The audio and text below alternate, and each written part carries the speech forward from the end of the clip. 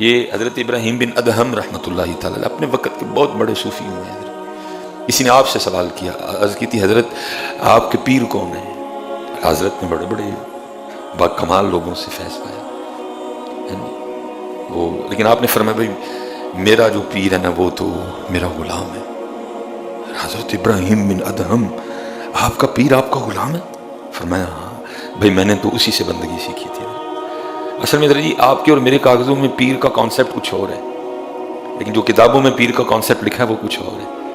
پیر کا کام ہے رشد و ہدایت، پیر کا کام ہے مرید کو انداز بندگی سکھانا. لیکن آپ کے اور میرے کاغذوں میں پیر کا کانسیپٹ یہی ہے کہ اونج نہیں پیر کل وڑنا کوئی بھی، جدو کتے کو پھسکا پہ گیا تو چٹ پیر نفون ڈائی لبو میرے لئے. ہمارے نزدیک پیر کا کام، میں یہ نہیں کہہ رہا کہ اس کام کے لیے آپ پیر صاحب کو دعا کے لیے نہیں کہہ، لیکن یہ کام بعد میں ہے.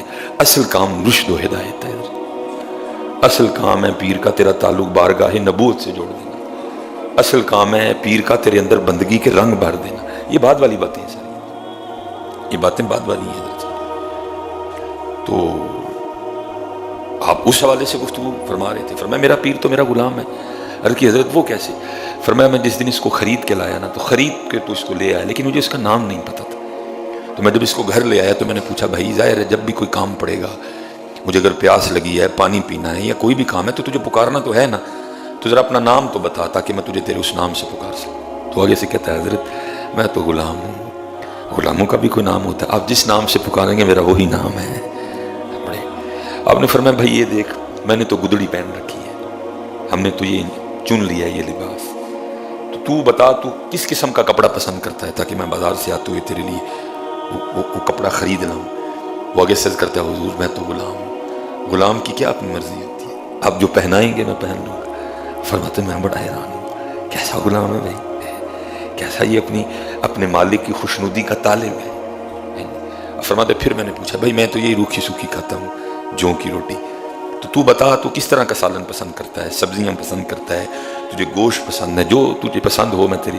اس نے کہا حضرت میں تو غلام ہوں، غلاموں کی اپنی کون سی مرضی ہوتی ہے، آپ جو کھلائیں گے میں کھا لوں گا. آپ فرماتے میں تو اس سے میں نے سیکھا تھا کہ بندگی اس کو کہتے ہیں.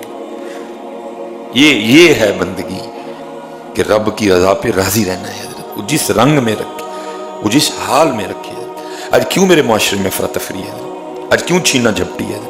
یہ وہ باتیں تھیں جو بڑی ابتدا میں پڑھائی جانی چاہیے تھی بچوں. پتر اپنی مرضی نہیں، مرضی والے.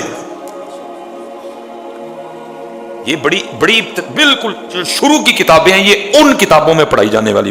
بیٹا امیری یا غریبی یہ تیرا انتخاب نہیں ہوگا، یہ انتخاب تیرے لیے تیرا اللہ کرے گا.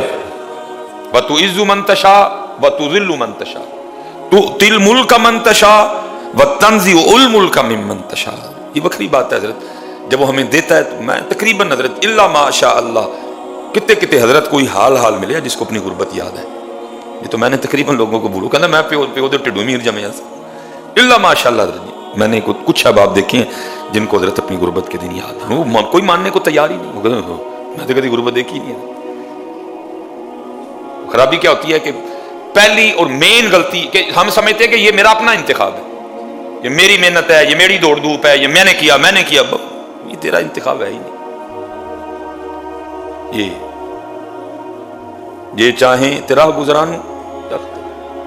یہ وہ باتیں تھی حضرت جو ابتدا میں ہمارے نصاب میں بچوں کو پڑھایا جاتا. بیٹا اس کا انتخاب ہوگا، تو نے کوشش کرنی ہے، تو نے محنت کرنی ہے.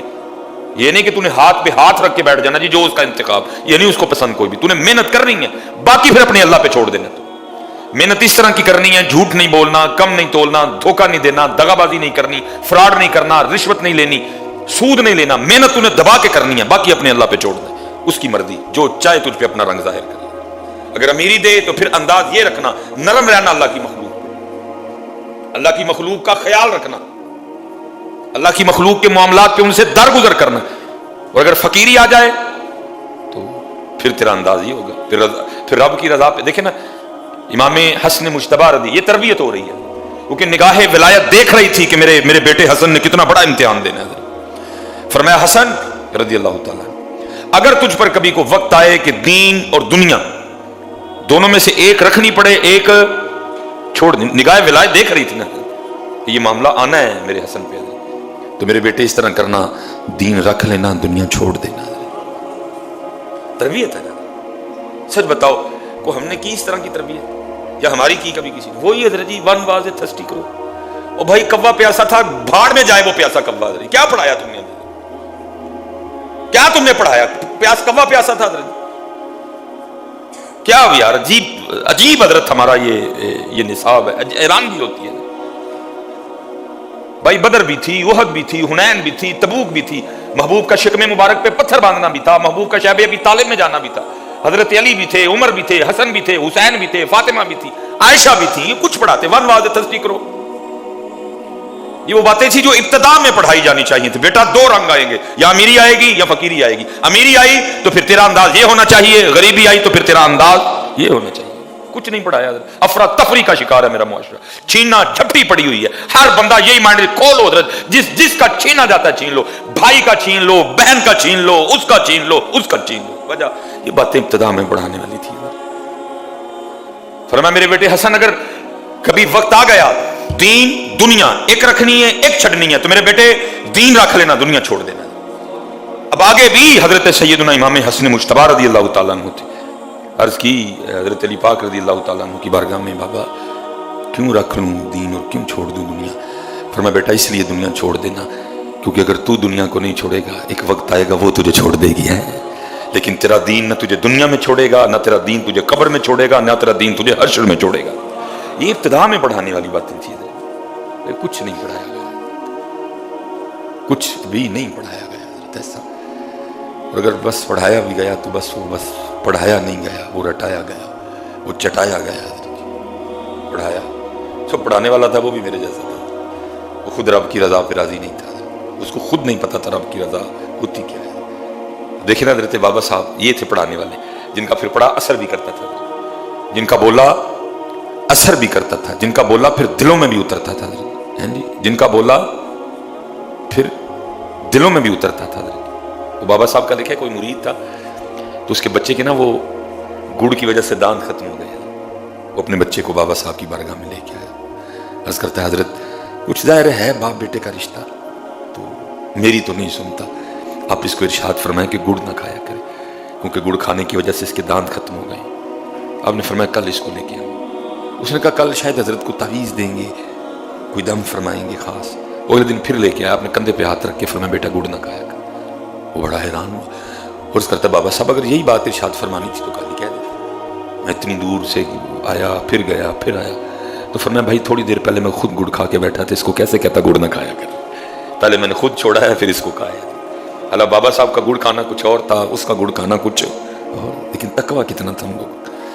اگر کہیں نصاب میں اثار آ بھی گیا, اگر کہیں نصاب میں جو ہے نا وہ اس طرح کی باتیں آ گئی تو پڑھایا بھی میرے جیسے بندے نے جس کو خود نہیں پتا اثار ہے کیا. مجھے یاد ہے مجھے حضرت صاحب پوچھنے لگے بابا جی مجھ پہ تھی نہیں قربانی حضرت, مجھے فرمان لگے بابا جی قربانی دینی ہے عید کی. میں جناب نہیں. تو فرمایا جو قربانی دینی نہیں دے پھر قربانی دا بیان کیوں کرنا جائے جاؤ کہتے اضافہ ہو جا کے.